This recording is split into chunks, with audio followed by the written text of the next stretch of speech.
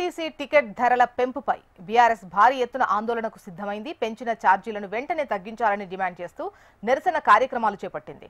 ఛార్జీల పెంపుకు నిరసనగా చెలో బస్ భవన్ కు పిలుపునిచ్చింది. నగరంలోని పలు ప్రాంతాల నుంచి బీఆర్ఎస్ నేతలు బస్ భవన్ కు చేరుకుంటున్నారు. రేతిఫైల్ బస్ స్టాప్ నుంచి కేటీఆర్, తలసాని శ్రీనివాస్ యాదవ్, అటు మేదీపట్నం నుంచి హరీష్ రావు బస్ భవన్ కు చేరుకొని ఆర్టీసీ ఎండీకి మెమరాండం అందిస్తారు. అయితే బీఆర్ఎస్ బస్ భవన్ ముట్టడికి పిలుపునిచ్చిన నేపథ్యంలో అప్రమత్తమైన పోలీసులు బీఆర్ఎస్ నేతలను హౌస్ అరెస్ట్ చేస్తున్నట్లుగా తెలుస్తోంది. ఇప్పటికే ఉప్పల్ ఎమ్మెల్యేను, మహేశ్వరం ఎమ్మెల్యే సబితా ఇంద్రారెడ్డిని హౌస్ అరెస్ట్ చేసినట్టుగా తెలుస్తోంది.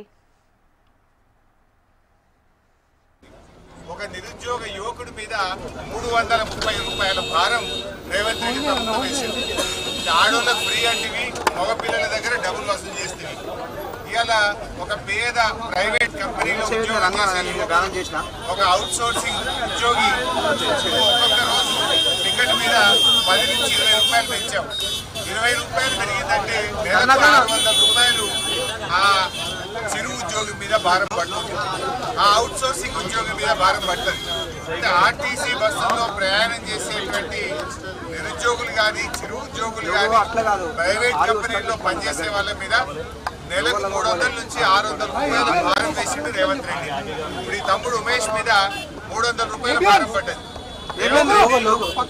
నిరుద్యోగ యువకులకు నువ్వేం చెప్పినావు? ఆ రోజు ఉద్యోగం వచ్చేదాకా నెలకు 4000 వృద్ధి ఇస్తాను. 4000 నిరుద్యోగ వృద్ధి ఇవ్వలేదు. జాబ్ క్యాలెండర్ జాబ్లెస్ క్యాలెండర్ అయిపోయింది. మొదటి ఏడాది 2 లక్షల ఉద్యోగాలు అన్నావు, 2 లక్షలు కాదు కదా, 20,000 ఉద్యోగాలు కూడా ఇవ్వలేదు. నిరుద్యోగ యువకులను మోసం చేసిండు రేవంత్ రెడ్డి. పైగా బస్ ఛార్జీలు పెంచారు. ఇవాళ మేము పేద ప్రజల పక్షాన, మధ్యతరగతి ప్రజల పక్షాన పెంచిన బస్ ఛార్జీలు దించాలని రేవంత్ రెడ్డి డిమాండ్ చేస్తా ఉన్నాం. ఇవాళ రేవంత్ రెడ్డి ప్రభుత్వం 20 నెలల్లో 5 సార్లు బస్ ఛార్జీలు పెంచింది. ఒకసారి రౌండ్ ఫిగర్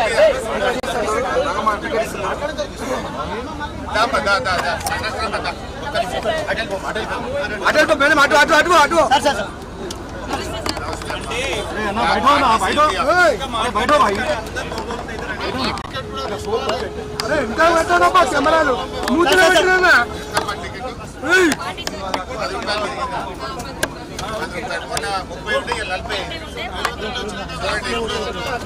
మెహదీపట్నం నుంచి ఆర్టీసీ ఎంటీ ఆఫీస్ నిన్నటి దాకా 30 రూపాయలు ఉండే. ఇప్పుడే కండక్టర్ అమ్మ టికెట్ ఇచ్చింది. 40 రూపాయలు పెరిగింది.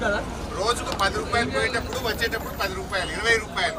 అంటే నెలకు 600 రూపాయలు ఒక పేద మధ్యతరగతి ప్రజల మీద రేవంత్ రెడ్డి ప్రభుత్వం వేసిన భారం.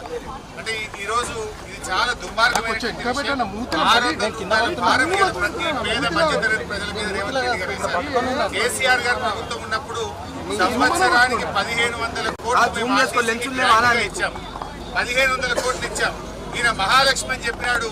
కనీసం మహాలక్ష్మి డబ్బులు కూడా ఇవాళ రేవంత్ రెడ్డి గారు ఆర్టీసీకి ఇవ్వకపోవడం వల్ల పాపం ఈ కండక్టర్లకు, డ్రైవర్లకు రావాల్సిన పిఆర్సీ ఏరియర్స్ రావడం లేదు, పిఆర్సీ రావడం లేదు.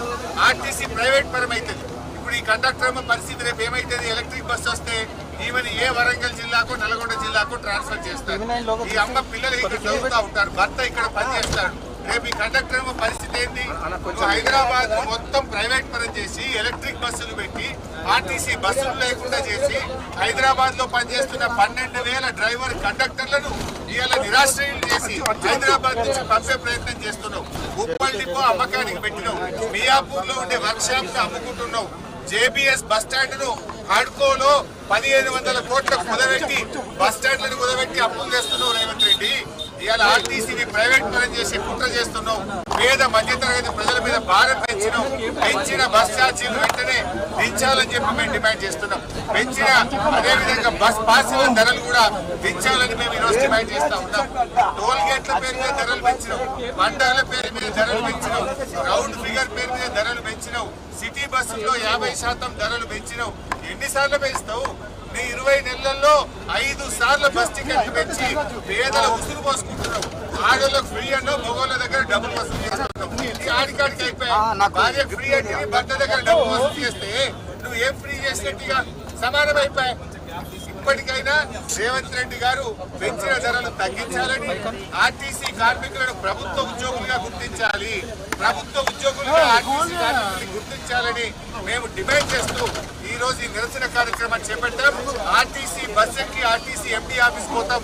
ఎండీ గారికి మెమోరాండం ఇచ్చి పెంచిన ఛార్జీలు దించాలి. ఆర్టీసీ కార్మికులను ప్రభుత్వ ఉద్యోగులుగా గుర్తించాలి.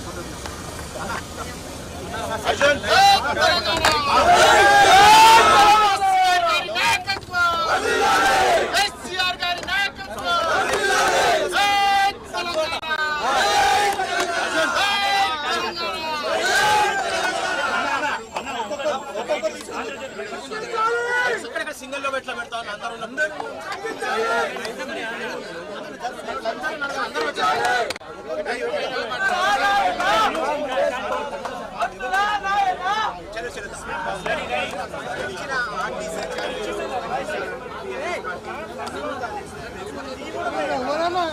కూర్చోండి కింద కూర్చో కింద కూర్చోండి కింద కూర్చో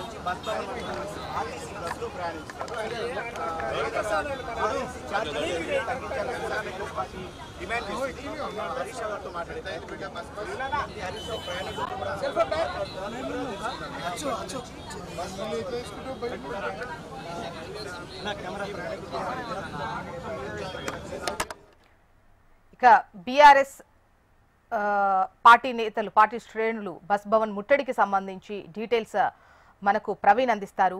ప్రవీణ్,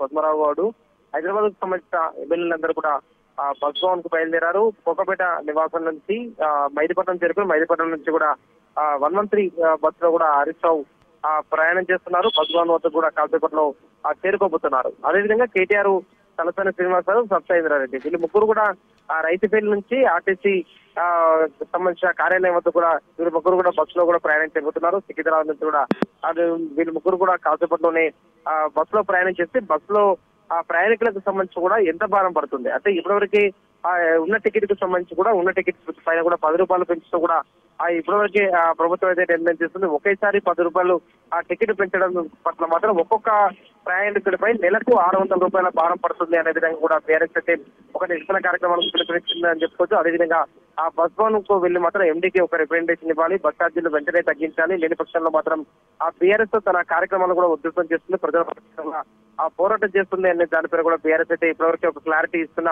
ఆ సిచ్యువేషన్ అయితే కనిపిస్తుంది. ఇవాళ ఆ బస్ భవన్ కొద్దకి బీఆర్ఎస్ పార్టీకి సంబంధించిన నేతలు వెళ్దామని ముందే సమాచారం ఇవ్వడంతో ఇవాళ ఉదయం 5 గంటల నుంచి ఆ బీఆర్ఎస్ సంబంధించిన నేతలను కూడా హౌస్ అరెస్ట్ చేశారు. కాసేపటి క్రితమే వారందరూ కూడా బస్ భవన్ వెళ్ళడానికి కూడా అనుమతించిన నేపథ్యంలో మాత్రం ఆ ప్రత్యేక బస్సులో అంటే ఏదైతే ఆర్టీసీ బస్సులు ఉన్నాయో ఆర్టీసీ బస్సుల్లో ఒక్కొక్క ఎమ్మెల్యే ఒక్కొక్క ప్లేస్ నుంచి కూడా ఆ బస్సులలో ప్రయాణం చేస్తూ కూడా ప్రయాణికుల నుంచి కూడా ఛార్జీలు పెంపు, అదేవిధంగా ప్రయాణికుల పైన కూడా పడుతున్న భారం ఏదైతుందో వాటన్నింటిని కూడా తెలుసుకుంటూ కూడా ఇప్పటివరకైతే ప్రయాణం చేస్తున్నారు. కాసేపట్లోనే ఆ బస్ భవన్ వద్దకి బీఆర్ఎస్ పార్టీకి వర్క్ ప్రెసిడెంట్ మాజీ మంత్రులు హరీష్ రావు, సత్యేంద్రారెడ్డి, తలసాని శ్రీనివాసరావు, పద్మరావు కూడా వీళ్ళందరూ కూడా చేరుకోబోతున్నారు. చేరుకున్న తర్వాత మాత్రం రిప్రజెంటేషన్ ఇస్తారు. ఇచ్చిన తర్వాత మాత్రం ఇప్పటివరకు ఆర్టీసీకి సంబంధించిన మాత్రం కాంగ్రెస్ ప్రభుత్వం అధికారంలోకి వచ్చిన తర్వాత మాత్రం వివిధ సందర్భాల్లో మాత్రం 4 సార్లు కూడా ఛార్జెస్ పెంచారని చెప్పి కూడా ఇప్పటివరకు ఆ బీఆర్ఎస్ అయితే చెప్తుంది. ఎట్టి పరిస్థితుల్లో మాత్రం పెంచిన ఆ 10 రూపాయల ఛార్జీ ఏదైతే ఉందో హైదరాబాద్ లో పెంచి దాన్ని వెనక్కి తీసుకోవాలి, లేని పక్షాల్లో మాత్రం ఆ ప్రజా పోరాటాలు చేస్తామంటూ కూడా ఇప్పటివరకే బీఆర్ఎస్ అయితే చెప్తుంది. దీంతో పాటుగా వచ్చే రోజుల్లో మాత్రం